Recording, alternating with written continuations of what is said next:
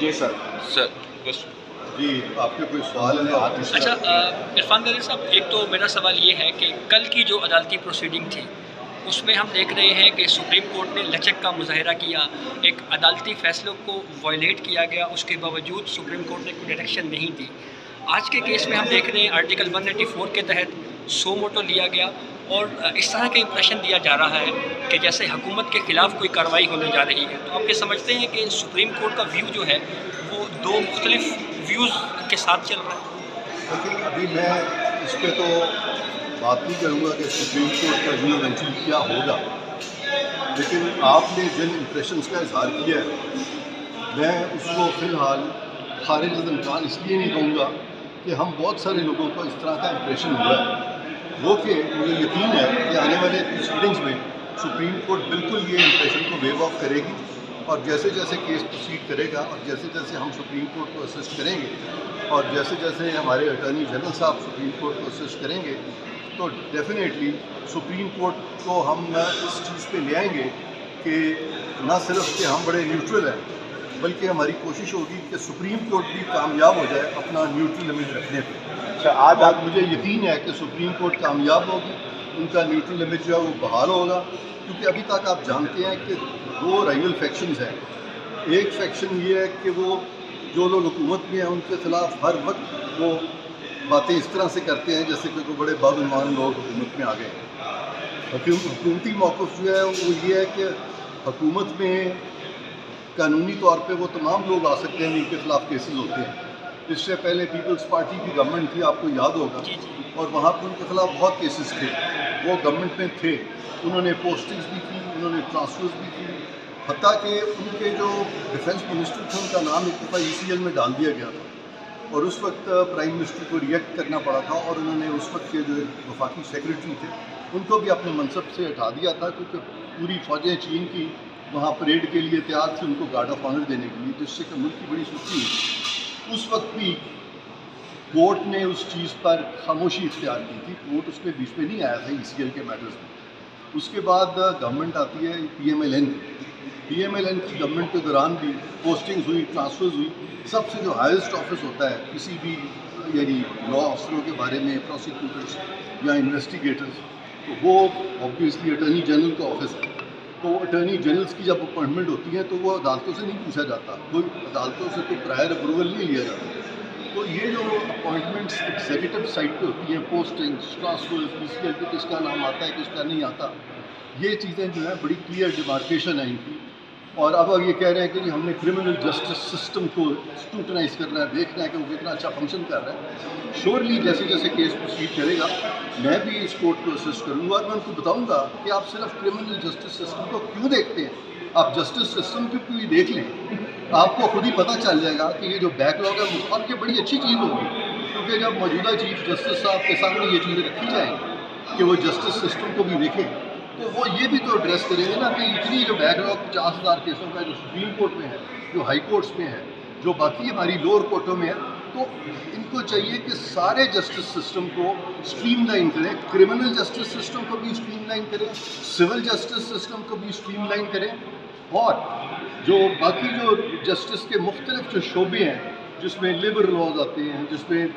Service laws آتے ہیں، جس میں کارپوریٹ سیکٹر آتا ہے، جس میں انکم ٹیکس لاز آتے ہیں، ان سب کو اسٹریم لائن کریں۔ سب سے پہلے ہمارے پرائم منسٹر جو ہیں وہ حکومت کے ساتھ ہوں گے اور مل کے ان کو اسٹریم لائن کریں گے، اور اگر اس حکومت کی پوسٹنگز اور ٹرانسفرز کورٹ سمجھتا ہے کہ یہاں پہ بہت امپریشنز ایسے آ رہے ہیں جس کی وجہ سے کہ یہ حکومت سسپیکٹ ہے، تو میں یہ سمجھتا ہوں کہ جب تک یہ سسپیشنز ہے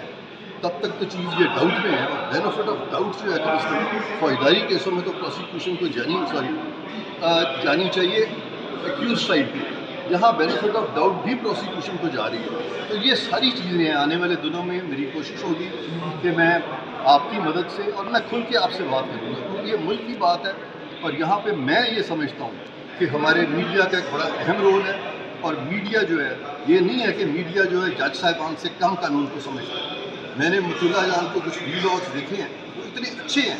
کہ میں خود ان سے سیکھتا ہوں، یہ میں آپ کو صحیح بتاتا ہوں، بلکہ میں نے بہت سارے اور لا کے لوگوں سے اتنا نہیں سیکھا جتنا ان کے کچھ وی لاگ سے سیکھا ہے. اسی طرح باقی جو ہمارے دوست ہیں ان میں بڑی کلیئرٹی ہے, بہت اچھی ان کی باتیں آتی ہیں. تو یہ چونکہ ملک کا معاملہ ہے, میں سمجھتا ہوں کہ اگر اس پہ جتنا بھی آپ لوگ ریزن آؤٹ کریں, جتنے بھی آپ مجھے سوال کریں, تاکہ ہم اسٹریم لائن کریں پاکستان کے جسٹس سسٹم کو, نہ صرف کہ ان کیسز کو جس میں کہ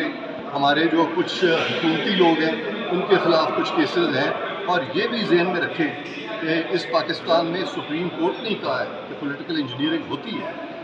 وہ میں نہیں کہہ رہا, وہ آپ نہیں کہہ رہا, وہ پولیٹیکل انجینئرنگ کہاں ہوتی ہے؟ تو جب انوسنٹ لوگوں کو آپ کیسز میں روک ان کرتے ہیں تو کیا سپریم کورٹ کو ان کو نہیں دیکھنا چاہیے؟ مجھے یقین ہے کہ سپریم کورٹ دیکھے گی اس کو. وہ ان کو ہم یہ بھی بتائیں گے کہ کتنے انوسنٹ لوگ ہیں جن کے ساتھ یہاں زیادتی ہوتی ہے, جو 6-6, 8-8 سال کیسز ڈسائڈ نہیں ہوتے, اور وہ بھاگتے پھرتے ہیں تو جان بچانے کے لیے, اور سارا ان کا جمع پونجی لٹ جاتی ہے, اور نہ سول کیسز کے فیصلے ہوتے ہیں, نہ فوجداری کیسز کے فیصلے ہوتے ہیں. تو یہ جو عوام کی رائٹ ہے, یہ جو فنڈامنٹل رائٹ ہے لوگوں کی کہ ان کو انصاف ملے, حصول انصاف کے لیے ایکسپیڈیشن انصاف ملے, وہ ساری چیزیں جو ہے میں سمجھتا ہوں کہ سپریم کورٹ کو ان پروسیڈنگز میں لانا چاہیے. اور اگر وہ نہیں لا سکتے تو میری ان سے یہ ریکویسٹ ہوگی کہ اس پرٹیکولر کیس کو بھی کنسائن ٹو دا ریکارڈ کریں اور یہ سو موٹو کو ڈسمس کریں. آج بھی میں نے صرف ان سے 2 سے 3 منٹ سے زیادہ مطلع جان صاحب اور سارے جانتے ہیں, اسناد صاحب جانتے ہیں,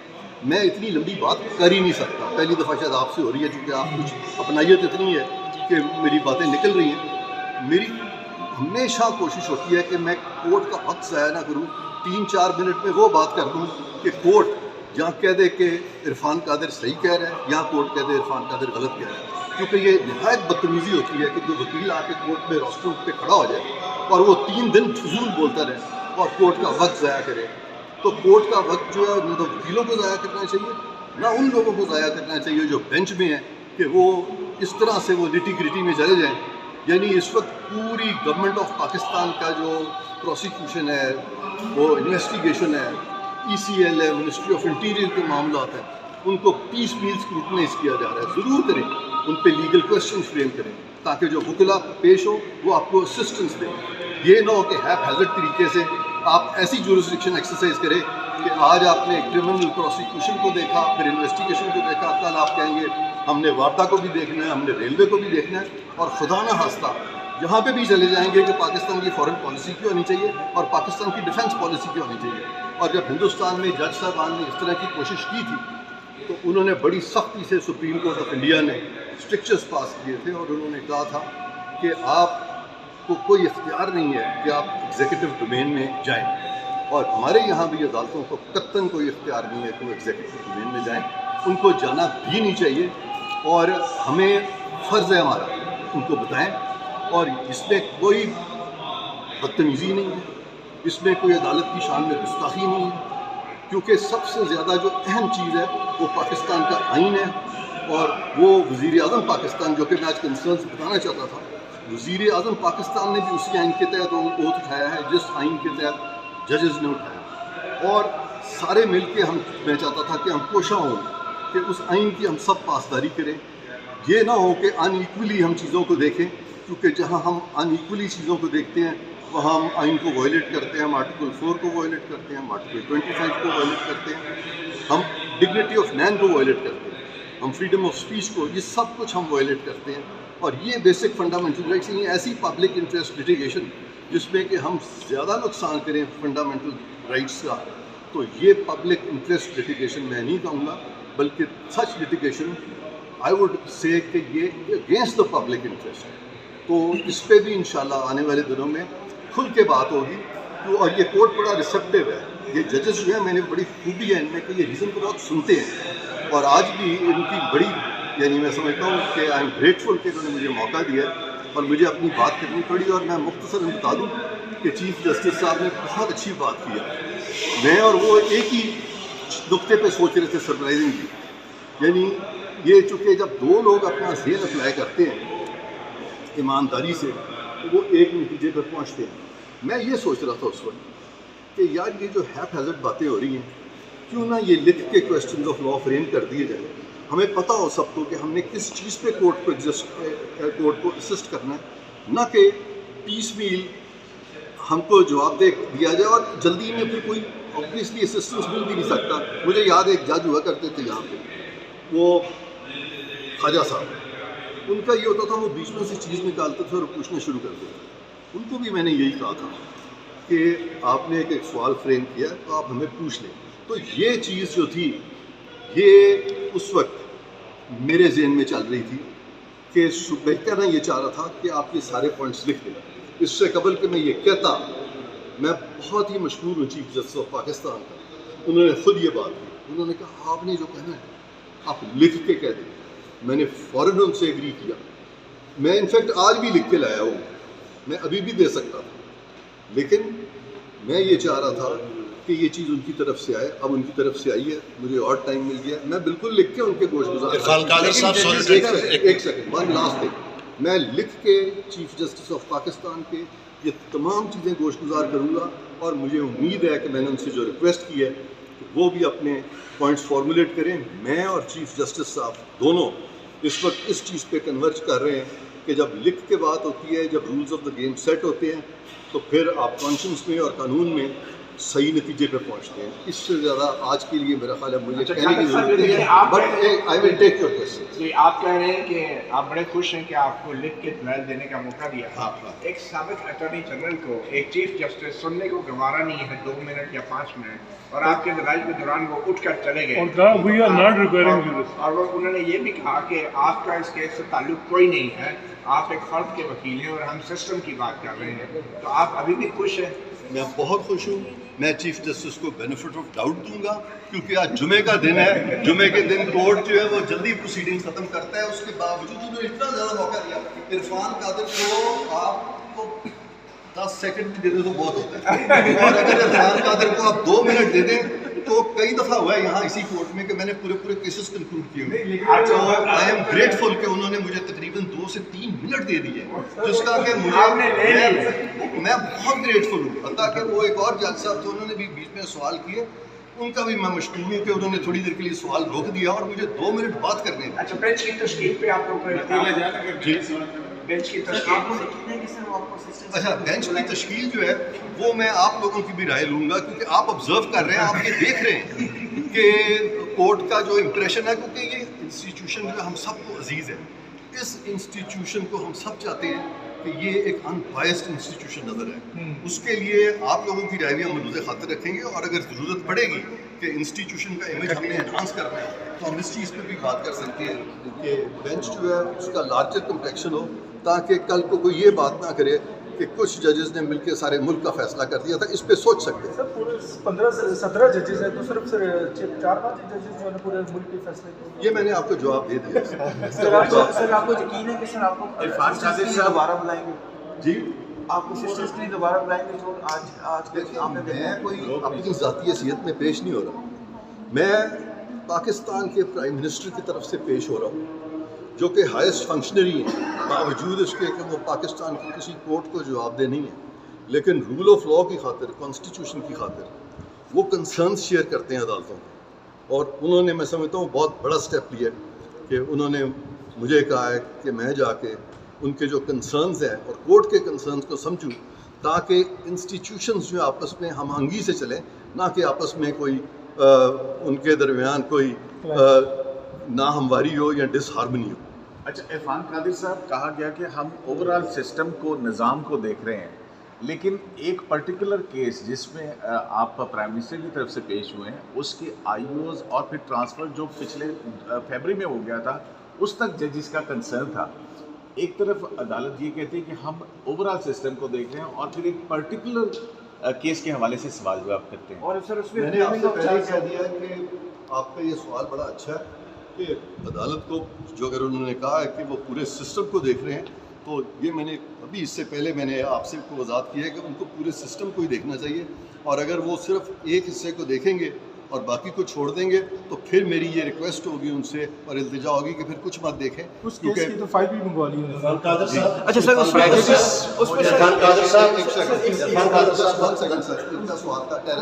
سر آپ اپنے صحافیوں منظور نظر صحافیوں کے سوال کر رہے ہیں سر, دس از ناٹ فیئر. میں آپ پہلے یہ بتائیے کہ وزیر اعظم کو تو نوٹس ہی نہیں ہوا تھا، تو آپ کس حیثیت سے پیش ہوں گے؟ سیکنڈ کوشچن اس پہ رک جائے نا، نہیں ایک منٹ، اس پہ رک جائے، اس کے ساتھ چھ سوال آپ اس کا دوسرا سوال، 6 سوال نہیں، اس کا دوسرا سوال یہ ہے کہ جب آپ نے فارم اٹھا لیا تو آپ نے کہہ دیا تھا کہ اس کورٹ کی جورسڈکشن ہی رہی ہے، اور یہ تو نیب اور ایف آئی اے تو اسٹیٹ کو جواب دیں، پرائم منسٹر کو ہے، تو آپ پھر کس کھاتے میں کورٹ کو اسسٹ کریں گے؟ آپ کورٹ کے جو ہے اس پہ باقاعدہ اس پہ اعتراض لگائیں گے یا ان کو اس طرح کی قانونی دلائل کریں گے؟ میں نے آپ کو بتا دیا ہے کہ پرائم منسٹر کے کنسرنس کیا ہیں، ان کے صرف ایک ہی کنسرن ہے، یہ ہے کہ لا اور کانسٹیٹیوشن اور کورٹ کی کانشنس اس کو انہوں نے سیٹسفائی کرنا ہے، ان پہ پابندی نہیں ہے، لیکن ملکی مفاد کی خاطر، لوگوں کے فنڈامنٹل رائٹس کی خاطر وہ سب سے ہائیسٹ فنکشنری ہیں جو کہ آئین کا اوتھ اٹھایا ہوا ہے، تو اس لیے کوشش یہ ہے کہ ان کو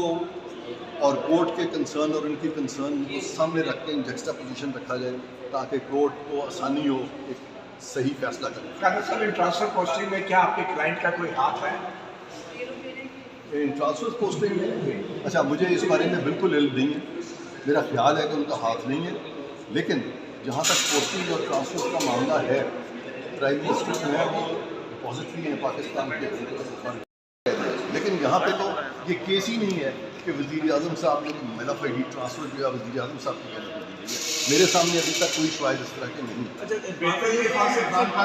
آپ کا کلائنٹ جو ہے استعفیٰ دے دیں اور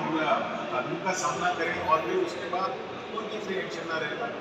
کیوں استعفیٰ دے دیں؟ پاکستان میں جتنے وزیر اعظم ہیں، جتنی کابینہ ہیں، سب کے خلاف کیسز ہیں، سارے سے اگر استعفیٰ دے دو تو حکومت ہی پھر کبھی نہیں رہے گی، یہاں پہ کبھی حکومت بنے گی نہیں۔ اچھا اقبال صاحب، یہ جو کورٹ کا انکوائری کی کہ کیا فریم آف چارج ہو گیا، premium of charges against prime minister, یہ محکمہ فریمنگ آف چارجز کا کورٹ نے پوچھا تھا کہ کیا پرائم منسٹر کے خلاف کیسز چل رہے مرزا نقوی صاحب نے آبزرویشن دی، کیا یہ محکمہ دیکھیں کورٹ کے ذہن میں ابھی تک وہ این آر او کیس نہیں نکل، آج میں آپ کو این آر او کیس یاد کروں وہ ہمیں بتانا پڑے گا، ہم نے اسسٹ کرنا ہے۔ دیکھیں این آر او کے بارے میں بڑا جنرل امپریشن تھا، اس زمانے کی ساری سیاسی پارٹیوں نے جو الیکشن لڑا تھا وہ اس پہ لڑا تھا کہ این آر او بڑی بری چیز ہے، در حقیقت این آر او بری چیز تھی، اچھی چیز تھی، وہ ثابت ہو گیا کہ جب این آر او کو ختم کر دیا گیا اور کیسز چلائے گئے تو 80 to 90% کیسز جو ہیں وہ ایکوٹلز میں ختم ہو گئے۔ جب کورٹ، کیونکہ کورٹ نے اس کیس پہ ریلائی کرتے ہوئے یہ سسپیشنز کو انٹرٹین کیا ہے، جب کورٹ کو ہم یہ بتائیں گے کہ یہ جو سسپیشنز ہیں یہ آلریڈی غلط ثابت ہو چکی ہیں، تو انشاءاللہ آپ دیکھیے گا کہ یہ کورٹ، مجھے بڑی امید ہے، یہ ریسیپٹیو کورٹ ہے، یہ بڑے آرام سے سنیں گے، اور آج تو بہت ٹائم تھا انشاءاللہ، میں امید کرتا ہوں کہ اگر مجھے کوئی 3 سے 4 منٹ اگر یہ اور دے دیں تو میرے لیے بہت آسانی ہو جائے گی کہ میں اس کورٹ کو باور کرا سکوں کہ پرائم منسٹر اور آپ کی جو کنسرنز ہیں وہ یکجا ہیں اور دونوں مل کے سارے سسٹم کو چاہتے ہیں کہ وہ اچھے طریقے سے چلے۔ اچھا قادر صاحب، یہ بتائیں کہ کیا آپ سمجھتے ہیں ججز کے ریمارکس اور آبزرویشنز اور سوالات کی وجہ سے آپ کے جو کلائنٹ کے اوپر مقدمات ہیں ان پہ اثر پڑے گا، اور کیا آپ اسے میڈیا ٹرائل سمجھتے ہیں؟ یہ میں سمجھتا ہوں کہ ججز کو بڑا کیئرفل ہونا چاہیے اپنے ریمارکس میں۔ کئی دفعہ ہوتا ہی ہے کہ ججز جو ہے پوچھتے نا وہ ان کو ایک سینس آف ہیومر میں آتا ہے، تھوڑا مذاق ہوتا ہے، طنز ہوتا ہے، جس سے کہ طنز نہیں ہوتا، وہ کچھ لوگوں کا انداز ہوتا ہے،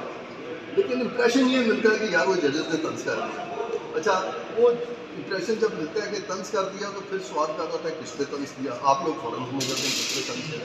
تو اس کا نقصان جو ہے وہ جس پہ طنز ہوا ہے اس پہ اتنا نہیں ہوتا جتنا ججز پہ ہوتا ہے، کیونکہ اس سے کورٹ کی جو نیوٹرلٹی ہے